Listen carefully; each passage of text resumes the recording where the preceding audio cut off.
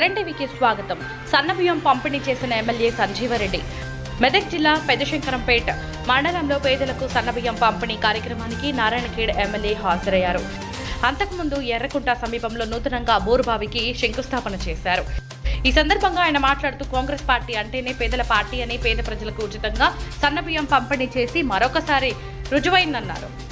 ఈ కార్యక్రమంలో ఎమ్మెల్యే గారితో పాటు మండల ఉన్నతాధికారులు, ఎంఆర్ఓ, ఎంపీడీఓ బృందం, శంకరంపేట్ మండల కాంగ్రెస్ పార్టీ అధ్యక్షులు రాయిని మధుసూదన్, మాజీ సర్పంచ్ నారాయణ గౌడ్, మాజీ ఎంపీటీసీ సంతోష్ సేట్, గమేష్ సేట్, సత్యనారాయణ, అంజిరెడ్డి, పట్టణ అధ్యక్షుడు గంగారెడ్డి, మాజీ రాజన్ గౌడ్, పెరుమాల్ గౌడ్, సర్పంచ్ నరసింహులు, విఠల్ రవీందర్ పటేల్, గోవిందరావు పటేల్, రాజు, సాయిరెడ్డి, శంకర్, ముదిరాజ్, మెదక్ జిల్లా యూత్ కాంగ్రెస్ ప్రధాన కార్యదర్శి దంతాలే సీను, జయేందర్, అనంతరావు, ఉప sarpanch Dasharath, PSCS director Shashidhar Reddy, youth అధ్యక్షులు హరిప్రసాద్ రెడ్డి, ఉపాధ్యక్షులు జంగిరి ప్రతాప్ గౌడ్, శ్రీనివాస్, ఎన్ఎస్యుఐ వెంకట్ గౌడ్, మహేష్ గౌడ్, నాయకులు, కార్యకర్తలు, ప్రజలు పాల్గొన్నారు.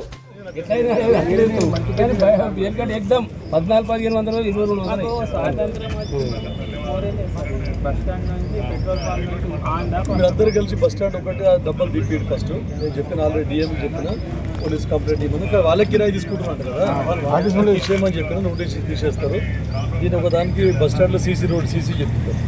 నాకు